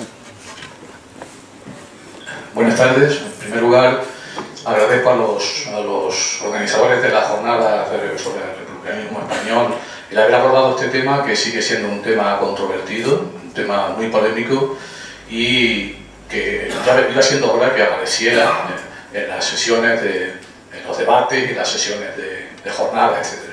Hace poco, yo pertenezco a UCAR, la Unidad Cívica Andaluza, por la República, y organizamos una sesión para presentar un suplemento de la revista Crónica Popular sobre los crímenes del franquismo. Suscribo lo que ha dicho Mercedes del Amo antes, refiriéndose a que hay mucho escrito sobre este tema, y además investigaciones muy serias, y da como, se ponen los pelos de punta cuando uno lee artículos de esa revista que arrojan mucha verdad sobre lo que ha ocurrido y tal. Cuando se hace referencia al consenso de la transición, yo tengo que decir que evidentemente fue un acierto aquel paso para la reconciliación nacional, después de la guerra civil, después de todo lo que ocurrió. Pero lo que no puede ser es que se cierre en falso un proceso, porque yo creo que se cerró en falso, porque, a ver, la ley de amnistía, hay muchos expertos sobre el tema que la califican como una ley de punto final. O sea, es una ley que realmente contradice el principio de justicia universal y, evidentemente, en ese sentido, a los gobiernos sucesivos españoles, desde los organismos internacionales se les llama la atención diciendo que este tema había que solucionarlo. No puede ser que todavía tengamos 100 y pico mil muertos en las cunetas y que no se haya hecho gran cosa por parte de los dos partidos que se han sucedido en el gobierno por solucionar este tema. Nos equiparamos a países como Camboya en este sentido, es que es así, desgraciadamente. O sea, y no se puede cerrar un proceso, por mucha reconciliación que pueda haber por medio, sin que haya una verdad, justicia y reparación para las víctimas del franquismo. Eso es así, todavía no hemos conseguido dar ese paso importantísimo. Y también, bueno, hubo, digamos, juicios humanísimos, hubo torturas después de la guerra civil, y los responsables de aquellos actos siguen sin juzgarse. Ha tenido que ser una jueza argentina la que ponga en marcha estos procesos, y el juez español, Baltasar Garzón, que intentó promover el tema de los perseguir los crímenes del franquismo, pues ya sabemos lo que le pasó. Realmente en este país tenemos una asignatura pendiente y de eso, evidentemente, los sucesivos gobiernos son responsables. Y, perdón por... no sé qué le pasa a este micrófono que se... sí.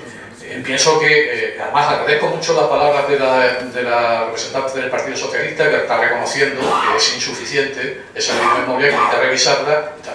Bueno, dentro de poco supongo que tendremos un nuevo Parlamento con otra composición diferente y que hará posible finalmente que abordemos este tema de manera seria y que finalmente demos el paso para que haya verdad, justicia y reparación, que es lo que necesitamos.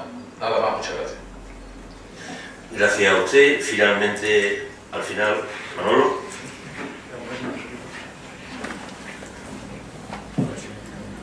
Pues muchísimas gracias por sus intervenciones, que han sido realmente enriquecedoras. Y bueno, que faltan dos representantes de partidos, yo creo que lo importante se está diciendo. Los matices quizás se han quedado fuera, o algún par de matices, pero lo importante se está diciendo.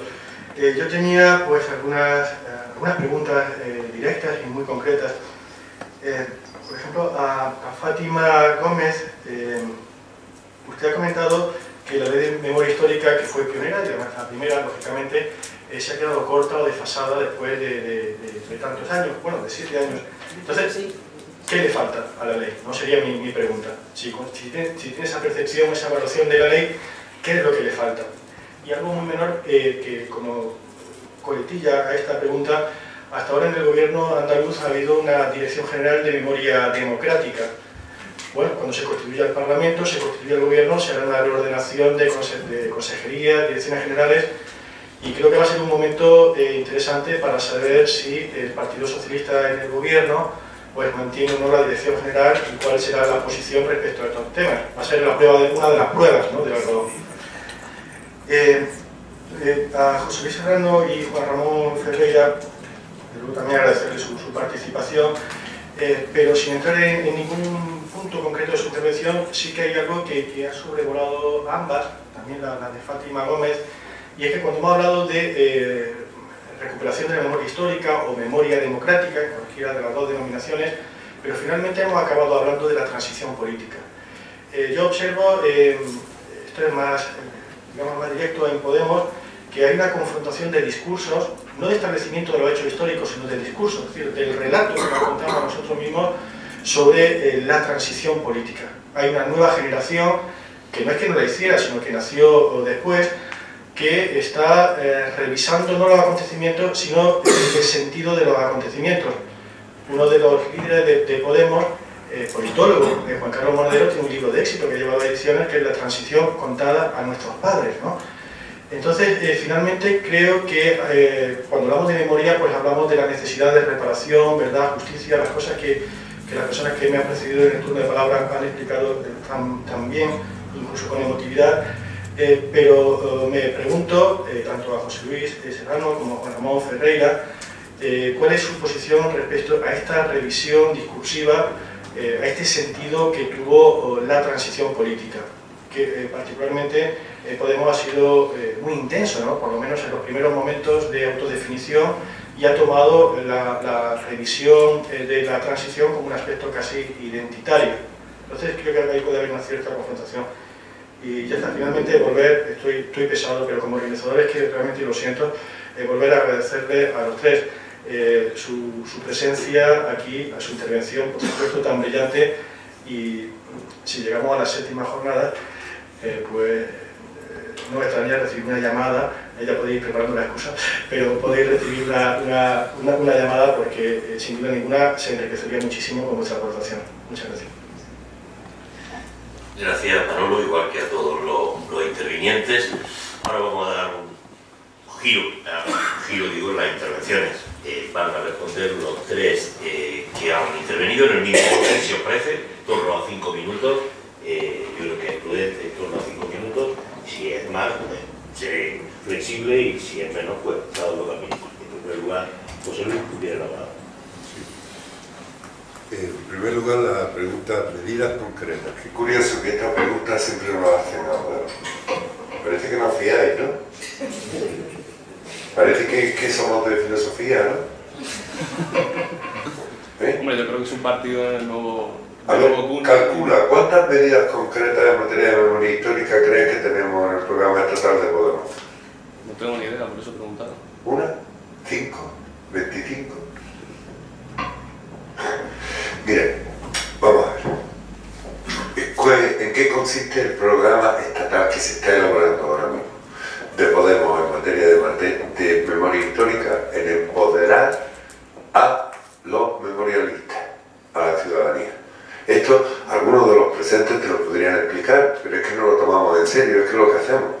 El otro día, en un meeting de la campaña electoral, un señor empezó a contarnos con verdadero dolor el robo de su niña en un hospital, estas que decían que había muerto. Y nos quedamos perplejos porque de esto no teníamos programa, ni tenemos nada hecho. ¿Y sabes lo que hicimos? Pedirle que nos redactara el programa. ¿Y esto qué quiere decir? Mira, empodérate, ¿qué quiere decir? Convierte tus intereses en intereses universalizables, discútelos con la ciudadanía y proponlos. Entonces,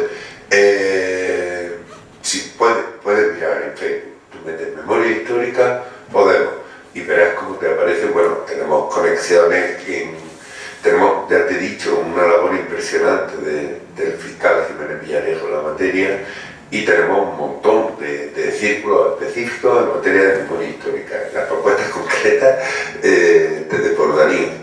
Pero es curioso que a Podemos nos pidan medidas concretas. Parece que estamos hablando de lo que voy a hablar ahora, respondiendo de ti, el proceso constituyente. Esto está en la médula de Podemos.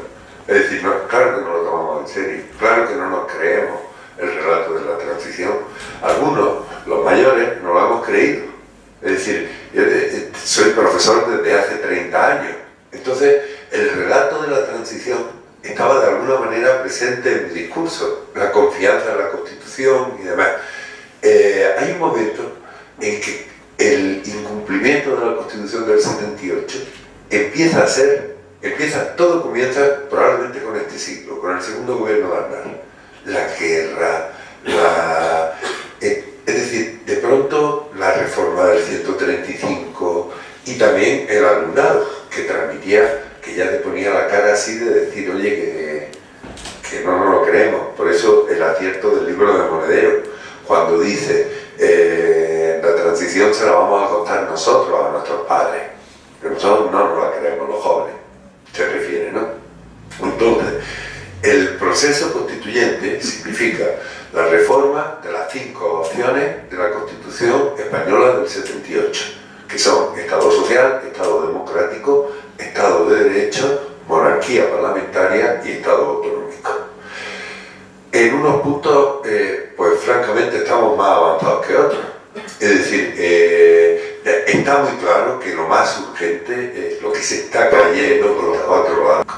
Y está también muy claro que desde Podemos Andalucía tenemos una actitud muy firme de no permitir las posiciones del federalismo asimétrico que se están manejando, incluso dentro de nuestros propios compañeros. La idea de que, como mentía Susana en la campaña del 28 de febrero en Andalucía, pidió ser como las demás y no como la que más, que es lo que de verdad pedimos. Es decir, la idea de expulsar a Andalucía del pacto federal, de un probable pacto federal,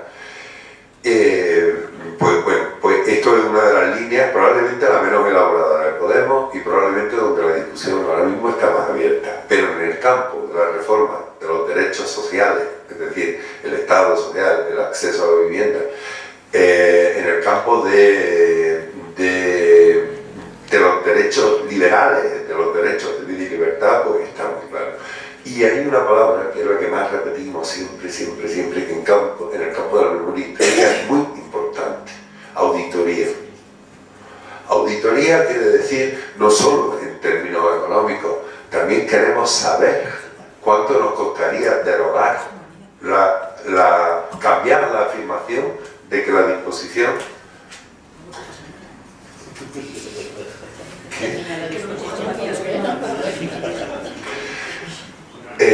Vamos a ver, esto que os he dicho, donde el artículo 2 dice que las sentencias de los tribunales de orden público son radicalmente injustas, vamos a poner que son radicalmente nulas. Y ahora dígame usted cuánto vale esto. De la misma manera, vamos a auditar cuánto se ha apropiado la Iglesia Católica en los últimos años del patrimonio colectivo. Es decir, vamos a devolver a lo público lo que es lo público. Y ya está. Gracias, José Luis. Juan Ramón. Pues muchas gracias otra vez.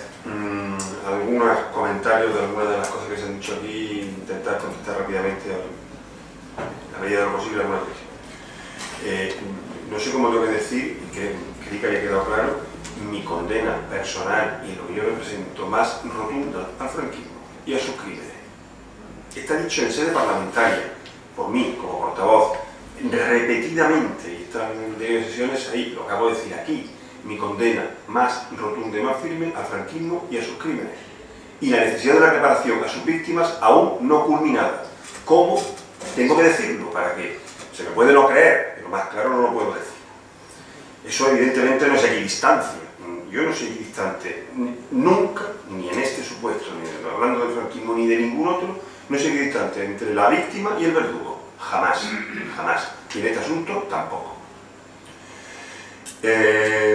Marcelino Camacho, hombre, se ha llegado a decir aquí que le pusieron las palabras en la boca porque si no, no se legalizaba al Partido Comunista. Yo eso quiero rectificarlo un poco, o sea, más bien me refería que el contexto de la época invitaba a ese tipo de posicionamiento. Entendido así creo que es más... Claro, o sea, yo inmediatamente después de decirlo he pensado en es que eso nos pasa a todos, le decimos cosas que no medimos bien, y por lo tanto no voy a entrar más en eso. Marcelino Camacho ya era diputado, estaba legalizado el Partido Comunista y creo que es una persona que vivió de pie siempre, incluido en ese momento, y no creo que nadie, pero insisto que como evidentemente es la corrección está allá. Lo que es una reflexión, el simple hecho de que yo traiga esas palabras, esos párrafos que yo considero bellísimos, a los demás puede parecer lo que le parezca a cada uno, y que yo suscribo, visto hoy, desde el 2015, lo que él dijo en el 77, a mí me gusta, me emociona, lo suscribo, lo hago mío, desde la distancia ideológica, pero lo hago mío. El simple hecho de que yo lo traiga aquí, la lectura de esos párrafos, parece que lo ensucia, parece que le quita valor. Y yo creo que eso también hay que echar una pensada, el que un oponente, un contrincante, una persona que no tiene la misma ideología, asuma la reflexión de alguien, creo que no la empobrece, sino que al contrario. Sobre lo que se ha hecho y no se ha hecho en memoria democrática o memoria histórica desde todo el periodo democrático. Hombre, la responsabilidad conmigo es compartida, no solo de lo que yo pueda representar aquí o de lo que compañeros míos hayan hecho. De los 35 o 37 años de democracia, 22 ha gobernado el Partido Socialista, 14 Felipe González como presidente, 8 José Luis Rodríguez Zapatero, más que ningún otro partido. Por tanto, es verdad que se han dado pasos en su gobierno, pero si son insuficientes, a tiempo ha habido de hacer cosas. Desde luego, no es sitio, ni es foro, ni yo voy a utilizar esta tribuna, esta mesa, para peleitas entre nosotros. No lo voy a hacer desde luego. Pero la ley de memoria democrática que se pudo aprobar en esta legislatura, que no se completó la legislatura, pero duró 3 años, la trajo Izquierda Unida. Fue una propuesta de Izquierda Unida, no del Partido Socialista. El Partido Socialista en el 2011, no antes ni después, no estamos hablando abril del 11, una propuesta de Izquierda Unida para meter en tramitación la ley autonómica, decía que era innecesaria. La primera de ellas es su innecesariedad, dado que ya se decía, y de hecho el voto en contra, y también el voto en contra del Partido Popular, porque entendíamos que no era una prioridad legislativa, pero el Partido Socialista lo hizo. ¿Por qué lo incluye después? Pues porque el pacto con Izquierda Unida, una de las cuestiones que trae, es que tiene que intentarse, que tuvieron tiempo, insisto, es que claro, hay que ver las cosas. Había 3 años para hacer la ley. Es verdad que la presidenta, ejerciendo su derecho, anticipó las elecciones, pero había 3 años de legislatura que no se cumplió. Como no se cumplió, por otra parte, la mayor parte del paquete legislativo que el acuerdo programático de gobierno Partido Socialista e Izquierda Unida firmaron hacer 27 leyes, y eso justificó que el más votado no gobernara, porque había otra manera de hacer las cosas, y ellos querían hacerlas de otra forma, y estaban legítimamente capacitados para eso, y tenían la aritmética parlamentaria para hacerlo, y así lo hicieron, pero que es que de las 27 leyes que iban a aprobar, han aprobado 2. Entonces, hombre, y ha habido 3 años, no es que la legislatura se abortara a los 6 meses, como ahora parece que hay riesgo, que yo no sé, a ver qué pasa, ¿no? Sino que se constituyó el Parlamento y duró 3 años. En cuanto a la ley de amnistía, yo creo que fue un acierto, creo que cumplió una función, creo que sirvió a los intereses generales del Estado y de la sociedad española. Por supuesto que ahora podemos valorarla con la perspectiva y considerar que no fue todo lo buena o todo lo completa o todo lo... cada uno que ponga el calificativo que quiera, pero hay que aclararse, es decir, lo que no se puede venir aquí a hacer comentarios muy rotundos, como quise decir alguien, lo que dices y lo que haces y lo que suena y lo que está la música y la letra, ¿no?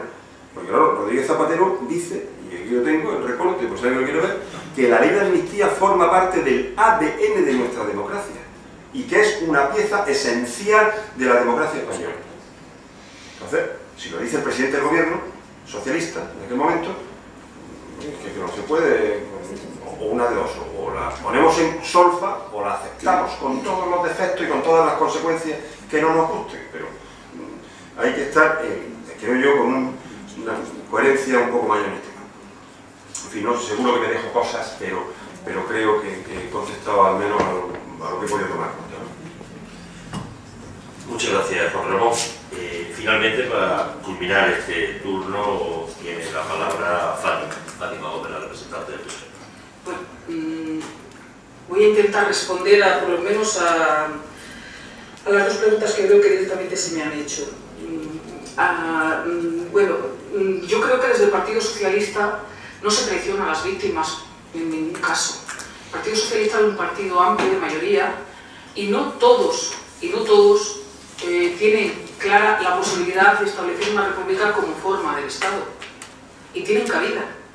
Igual que tienen cabida dentro del Partido Socialista los que son católicos, apostólicos y románicos. También estamos dentro del Partido Socialista republicanas y ateas. Entonces, no creo que ser socialista esté tan encasillado como para que no tengan cabida. Evidentemente, para la mayoría de los socialistas, la monarquía no debería de existir, no debería de ser. España debería de ser un Estado republicano. Pero también hay que ver la evolución que hemos sufrido, los pactos, los acuerdos a los que se llegó por consensuar, y volvemos otra vez al mismo escenario. Cuando se proclama un príncipe heredero, un rey, la dinastía y demás, el mismo escenario de miedo y el mismo escenario se vuelve a producir, y con esto se garantizaba algo, que ahora está garantizado y que ahora es el momento de pedirle a la sociedad si está dispuesto a tener una república o una monarquía. Pues quizás habrá que preguntarle y hacer un referéndum a la gente, quizás, ¿por qué no? Pero todavía creo que España no está madura, porque cuando hablas con la gente y le dices ¿y qué es una república? ¿Y tú crees que España puede tener una república de derechas? La gente no lo entiende. Hablar en España de república todavía tiene unas connotaciones que la mayoría de la gente no lo entiende. Espero, deseo, como socialista y republicana convencida, que algún día estas connotaciones desaparezcan y la gente en conciencia desee un Estado plural con las connotaciones de esa Segunda República que yo, especialmente Fátima Gómez, no PSOE, admira, pero que en el Partido Socialista, como te digo, hay cabida para mucha gente con distintas acepciones. No se traiciona la memoria de las víctimas porque en ello hemos trabajado, pero también es verdad que no todo el mundo está a favor de que las medidas de las administraciones y que el dinero público sirva para estas políticas. No me refiero solamente al Partido Socialista, sino a todos los partidos. Es decir, es algo que la gente opina de ello y no todo el mundo tiene la misma opinión del tema. En cuanto a la otra pregunta que me hacían por allí, tengo brevemente algunos asuntos, algunos puntos en concreto, para no divagar mucho, sobre lo que supone la nueva ley que se va a aprobar en Andalucía.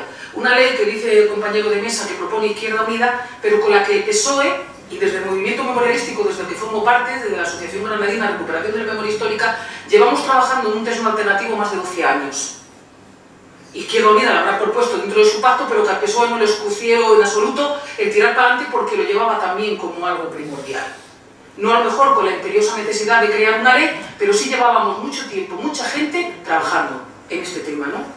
La ley de Zapatero se quedó corta desde el mismo momento que se hizo, por esa falta de no querer utilizar las palabras quería por querer tener consenso, y fue la primera o el primer atisbo de una ley de carácter nacional que hablo de esto. Pero sí es verdad que se quedó corta desde el propio inicio, por lo menos la gente que nos movemos en el movimiento memorialístico o que nos rodeamos de situaciones de familiares y demás, así lo vimos desde primera hora. Pero digno de agradecer que por lo menos hubiera eso. La ley andaluza que se va a aprobar y que se aprobará en breve marca diferencias para mejor, para ir más allá. En primer lugar, la ley estatal ni siquiera incluía la palabra memoria, y en Andalucía nuestra nueva ley se va a llamar Ley de Memoria Democrática, con lo cual hasta el miedo a utilizar la palabra memoria existía en el 2007, ni siquiera se llamó así. ¿Os acordáis que tenía un nombre larguísimo para la reparación de las víctimas de no sé qué? Y ni siquiera se hablaba de memoria. El segundo, pues la ley estatal se basaba en ese espíritu de concordia de la transición y sin embargo la ley que el Parlamento de Andalucía va a aprobar, suponemos que va a aprobar, parte de un consenso, no, de un consenso de la transición no, sino que parte de los principios básicos de la Segunda República, con lo cual nada que ver un espíritu del otro. El texto andaluz, el que se va a aprobar, hace sobre todo hincapié en tres conceptos. Lo estoy diciendo rápido porque no tengo tiempo. De verdad, de justicia y de reparación. El compañero hablaba de reparación, pero no habla en ningún momento de contar la verdad. No su verdad ni nuestra verdad, sino la verdad. Y hacer justicia. Y sin embargo, la ley estatal del 2007 hablaba de reparar, pero hacía caso omiso a hablar de verdad y de justicia. Otro aspecto importante es que amplía el concepto de víctima. Es decir, ahora víctimas también son los niños robados, son los maquis, es decir, se amplía a lo que hacía alusión antes esta mujer que habló, que creo que se llama Mercedes, ¿no? Que el concepto de víctima... ¿Sí? Pues el concepto de víctima en la nueva ley se amplía. El texto andaluz tiene perspectiva de género, lo que decía antes, las mujeres hemos sido las grandes olvidadas en el mundo de la memoria. La ley estatal ni siquiera mencionaba a las mujeres y el texto andaluz hace referencia y de forma transversal hace esa perspectiva de género en toda la ley. Y luego otro aspecto muy importante, la pedagogía, la didáctica. No podemos pretender que esto cambie, que esto evolucione, si no contamos la verdad y no incluimos una asignatura que cuente dentro de los institutos y en la enseñanza lo que esto ha significado y lo que ha sido. Yo que he sido profesora de historia, cuando llegaba la hora de explicar los años de cuestión, venía un párrafo donde decía y Franco, no sé qué, golpe de estado tal, y se arreglaron todos los problemas. Pero mire usted, como un libro de texto puede decir que Franco vino con un alzamiento militar, con un golpe de estado a arreglar los problemas de un régimen legitimado en las urnas. Entonces tendremos que hacer un esfuerzo que no se ha hecho, y si el Partido Socialista no lo ha hecho, muy mal por no hacerlo, porque lo primero que hay que hacer es esta vertiente, hacer la didáctica y pedagógica. Y bueno, pues algunas cosas más, también la diferencia. Respecto a la obligación de realizar las tareas de sumación y de cosas de esas, se establece un protocolo también y demás. Y bueno, y la obligación, que hasta ahora tampoco estaba contemplada en la ley estatal, de comunicarlo a la justicia los restos que se encuentren. Es decir, es que hay que denunciarlo, es que hay que acudir a la justicia porque han sido asesinados. Y hasta ahora eso ni siquiera se contaba en la ley del 2007. Yo creo que hemos trabajado bastante en ese texto, y si hablamos de la retirada de la simbología franquista, no quiero contar las vicisitudes que hemos pasado en Granada para quitar el famoso monolito de Ibratomi. Es decir, ha tenido que ser la Asociación Granadina de Recuperación de Memoria Histórica la que impugne, la que recurre para que definitivamente esa simbología franquista desaparezca. Hoy mismo en los digitales saltaba una noticia de 40 y tantos alcaldes denunciados por no respetar esta ley, que es mala. Es mala seguramente para la gente que nos movemos en el mundo memorialístico, es mala, es corta, es insuficiente, pero hay que cumplirla. Y en el caso de la ley andaluza, sancionará a quienes no cumplan la ley, y será muchísimo más exhaustiva. Y otra matización, termino. No me gusta que el compañero de Mesa Podemos dice que su principal programa es empoderar al movimiento memorialístico. La ley, el anteproyecto de ley democrática lo hemos hecho el movimiento memorialístico. Más empoderamiento no cabe. Más empoderamiento no cabe.